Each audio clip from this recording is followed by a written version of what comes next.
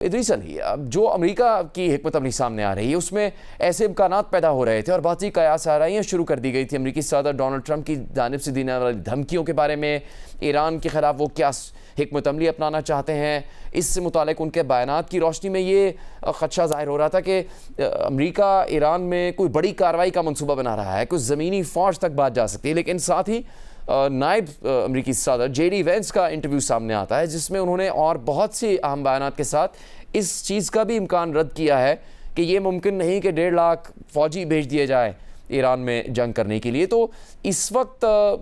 Sentiment क्या है America में? जी देखिए, बिल्कुल ये सेंटिमेंट एक सिंगुलर चीज़ नहीं है अभी अमेरिकी गवर्नमेंट में और ट्रंप एडमिनिस्ट्रेशन में। चंद लोग जैसे पीट हेग्सेथ जो डिफेंस सेक्रेटरी हैं, वो ज़्यादा एक स्ट्रॉन्गर अप्रोच चाहते हैं कि शायद स्ट्राइक ज़्यादा हों,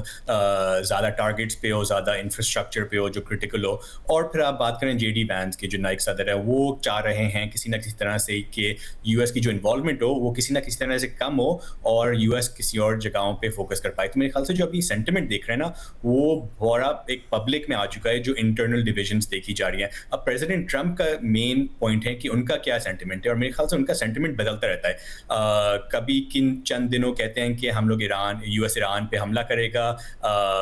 और ज़ोरदार ब्रिजेस पे, पावर इंफ्रास्ट्रक्चर पे, और फिर कल रात को आपने देखा उन्होंने कहा कि ईरान ने एक अमेरिकी सिटीजन को फ्री कर दिया और एक गुडविल जेस्चर है। तो मेरे ख्याल से प्रेसिडेंट ट्रंप ने अभी खुद अपना फोकस नहीं डिसाइड किया, उन्होंने ये नहीं डिसाइड किया कि किस तरह उनको जाना है। तो मेरे ख्याल से जब तक उन्होंने एक फाइनल डिसीजन नहीं ली, हम लोग यही देखते रहेंगे कि different parts of government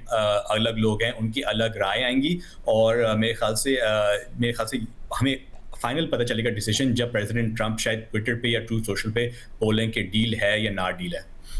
Kamran Yusuf, आपने मुसलसल रिपोर्ट किया है जब से पाकिस्तान ने एक इंतहाई अहम किरदार अदा किया और मरकज़ी सालिस के तौर पर सामने आया ईरान अमेरिका जंग को ख़त्म करवाने के लिए, दोनों ममालिक के नुमाइंदों को करीब लाने के लिए। आप इस पर मुसलसल अहम तरीन तफसील सामने लाते रहे हैं। अब पिछले चंद दिनों से ऐसा लगता है बज़ाहिर कि एक जमूद है, ईरान और अमेरिका तो बयानात दे रहे हैं, जंगी कार्रवाई अभी कर रहे हैं, उसका एक जवाब तो तर्जुमान दफ्तर ख़ारजा की जानिब से आया कि पाकिस्तान सालिसी की कोशिश दस्तबरदार हो, इसकी उन्होंने वाज़ेह तौर पर तरदीद कर दी है। तो इस वक्त यानी ये क्या मुश्किल सूरत हाल है सालिस के लिए और फ़रीक़ैन के लिए ऐसे हालात में, जब उस मुआहदे की पासदारी की बहुत ज़्यादा तवक्को थी खदशात के बावजूद, लेकिन उसके बावजूद हमले शुरू हो चुके हैं और यानी उसमें एक ठहराव आने के बजाय मज़ीद कोई ना कोई नया मंसूबा अमेरिका की जानिब से पेश किया जा रहा है हर रोज़ कि ईरान के ख़िलाफ़ कार्रवाइयाँ कैसे होंगी? मेरे ख्याल में जो दफ्तर खारजा के तर्जुमान की आज प्रेस ब्रीफिंग है उसको ज़रा डी कोड करने की ज़रूरत है। बिल्कुल उन्होंने ये वजाहत की और ये कहा कि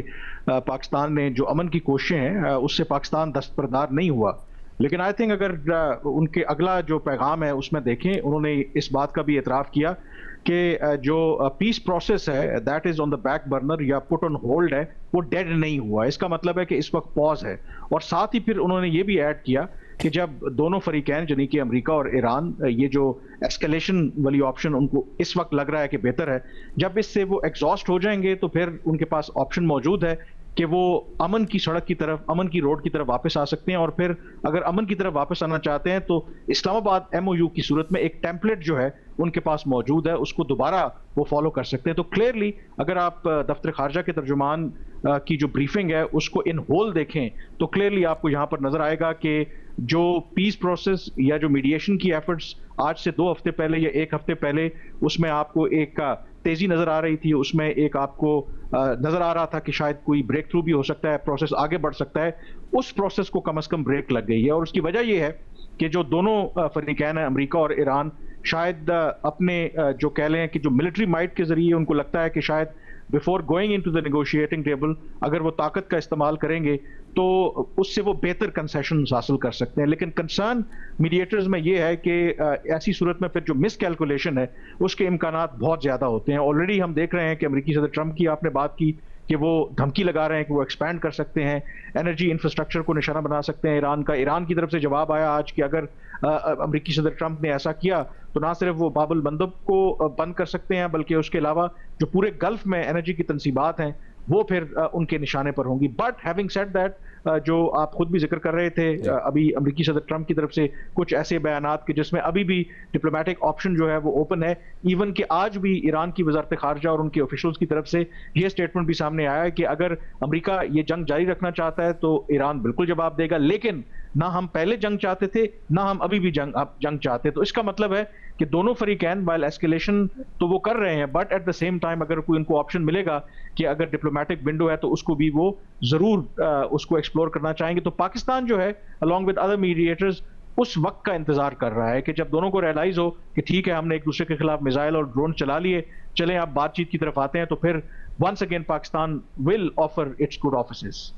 राइट, रिसेंटली हम बात करना चाहेंगे अमरीकी नायब सदर जेडी वैंस के हवाले से आपसे, क्योंकि अब जो मुस्तकिल चेहरे रहे हैं अमेरिका की तरफ से, उसमें अमरीकी सदर डोनाल्ड ट्रंप के बाद सबसे ज़्यादा अहम वाइस प्रेसिडेंट जेडी वैंस, और वो पाकिस्तान तशरीफ भी लाए, स्विट्ज़रलैंड में होने वाली बैठक में भी वो मौजूद थे। बाकी सब शख्सियात कभी बयानात के साथ मंजर-ए-आम पर रहीं, कभी नहीं रहीं, जिस तरह मार्को रूबियो, पीट हेग्सेथ बहुत ज़्यादा इब्तिदा में गुफ्तगू करते रहे, उसके बाद वो मंजर-ए-आम से गायब रहे। मार्को रूबियो तो बहुत बाद में इस सारी मामले पर बयान देने के लिए सामने आते थे। इस वक्त ऐसा लगता है कि वो एक फ्रंट फुट पर मौजूद नहीं है, लेकिन चूंकि सिचुएशन उनका जिक्र आया है तो ज़रूर उस इजलास में मौजूद होंगे। उनकी ये एक तरह से second round of important statements, इससे पहले पिछले माह जब वो वाइट हाउस के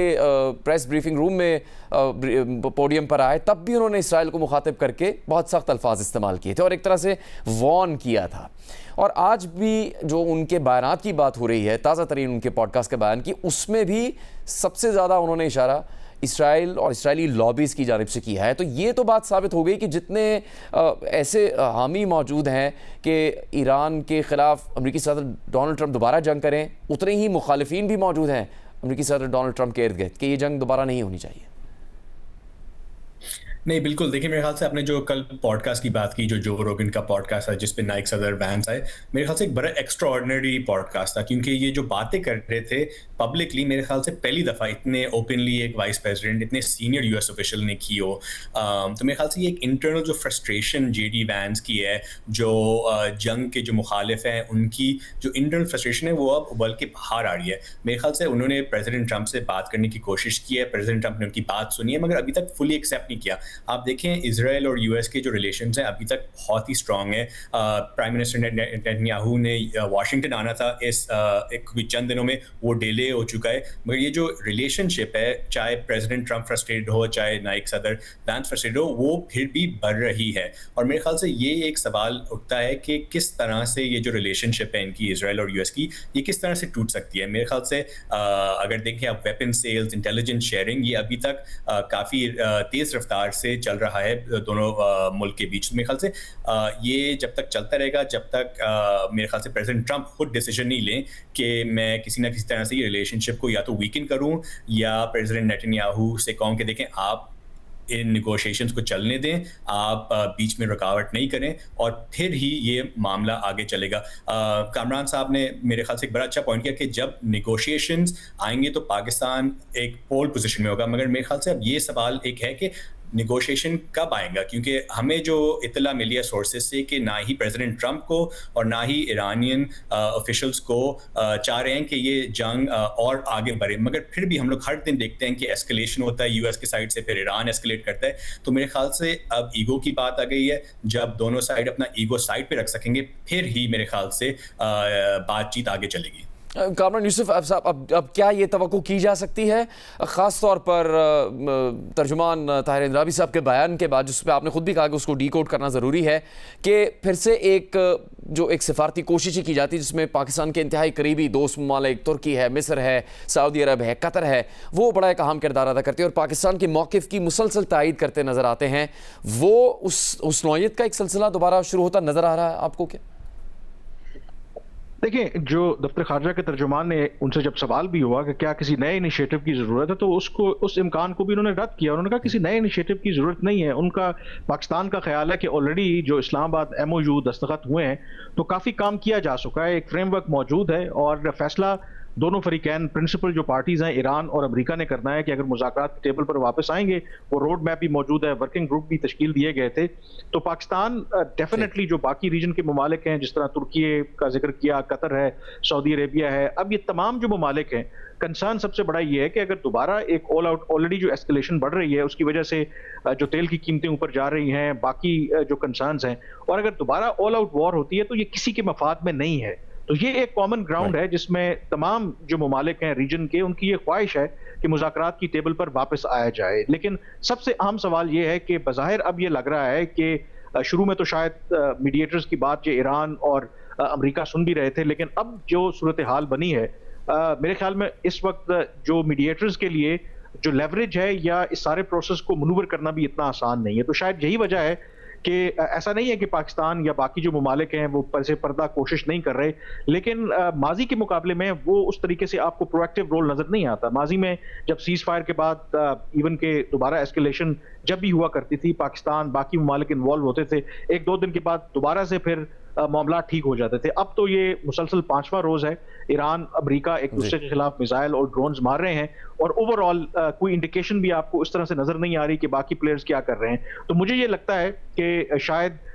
इसमें जो वेट एंड वॉच वाली पॉलिसी है वो इसी पॉलिसी को इस वक्त फॉलो किया जा रहा है। But having said that, I think एक कंसेंसस जरूर है, क्योंकि इस की कॉस्ट जो है, अगर दोबारा जंग होती है, ऑलरेडी इसकी कॉस्ट बहुत ज्यादा अदा की है रीजन के ममालिक ने, पूरी दुनिया की मईशत ने, तो वो एक ऐसा नुक्ता है कि शायद इवेंचुअली दोनों फरीकैन को इस बात पर मजबूर करेगा कि किसी तरीके से बातचीत के जरिए मामला को हल किया जाए। बिकॉज जेडी वैंस ने बिल्कुल दुरुस्त कहा कि ईरान के मसले का हल जो है वो ताकत का इस्तेमाल नहीं है।